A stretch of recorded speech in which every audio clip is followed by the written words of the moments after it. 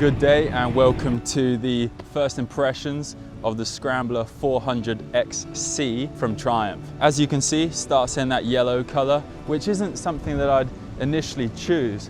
However, it doesn't look too bad. To start off with, 400cc engine.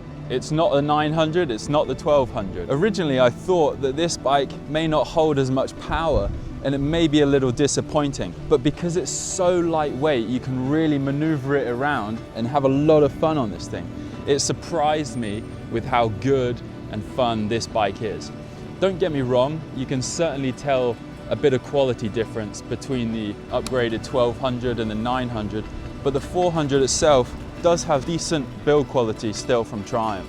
This does have traction control and off-road mode, which is great because you can turn the traction control off, the ABS off, and really have a lot more fun on this bike. You can rip this thing around similar to a dirt bike, so it'd be an interesting comparison to see what the 450 off-road bike is versus this 400 Scrambler right here. Don't get me wrong, you can tell that this is a more price point affordable bike. When you pull the throttle, it's got a little bit more of a price point feel to it. There's a lot more plastic on this bike, so they're obviously saving costs in lots of areas. However, out of the box, look how beautiful this thing is. You'll see some of the unique point of view angles here from London City on this video, but do feel free to check out my Instagram at Mr. Henry West and Hertzend. Without Hertzend, we wouldn't be able to make this video. And this jacket is one from them. Super premium, high quality build. You may have seen it in the other videos, but it's got great elbow pads, shoulder pads, and spine protector. So if you're out riding, this Hertzend jacket is a must-have. It's my go-to, always wear Hertzend. Fantastic brand, designed in England, premium, high quality. I do love that Triumph are putting these USB-C charging ports on.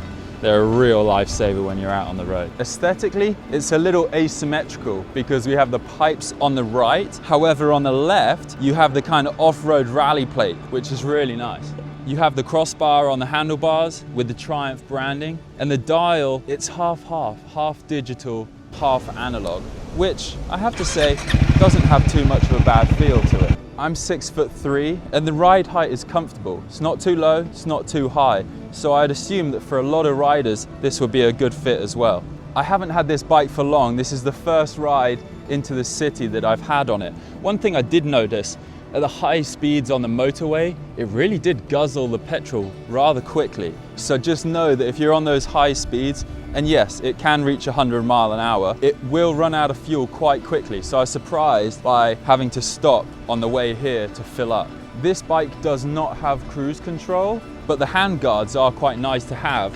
Not only if you're off-road do they protect you from hitting trees and side branches, but also they help protect you from the wind a little. So it just takes that chill off your hands, which is rather nice. And also at the front there, you can see that fender is very good at blocking the air. It doesn't look like much. However, when you're at high speed, just having that extra shield from the wind really does help on the long journeys. These tires are part on-road, part off-road, a nice hybrid.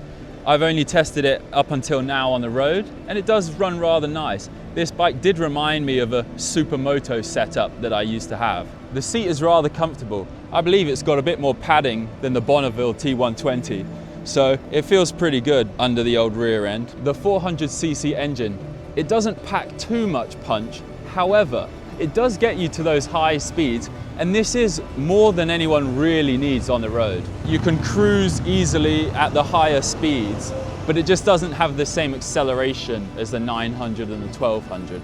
So when you really want to give it some throttle, it does hold back a little bit. You want to have a listen to it? I do read the comments that you put down below, and one request I see on a lot of videos is you want to hear the exhaust. So here you go. Starts up very soft. Hopefully you can hear the engine sound from the microphone. I'll give it a little rev.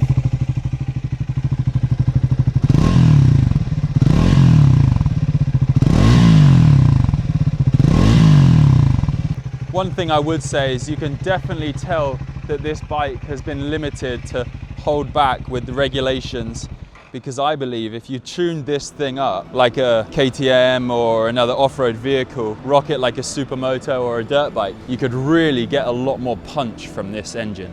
You can see that this panel here has been considerably scraped up just from wear and tear on the legs. This bike has less than 1,000 miles, so it's interesting to see that wear just there. This is a great introductory motorcycle because it's lightweight, it's a lot more affordable, but it's still a Triumph, so it appeals to a really large mass audience. The headlight itself has the nice cage on it, of course, to protect it from debris, but it also gives it a more rugged aesthetic, which I do admire with this bike. As I said, straight from the box, it's got a lovely Scrambler feel to it. They're my first impressions of the Scrambler 400XC. We'll be doing more videos on it, so if you want to check them out, then please do follow along, like, comment, subscribe here on my channel. Do check out the Instagram too. Check out Hertzend as well. They got great riding videos on their channel too.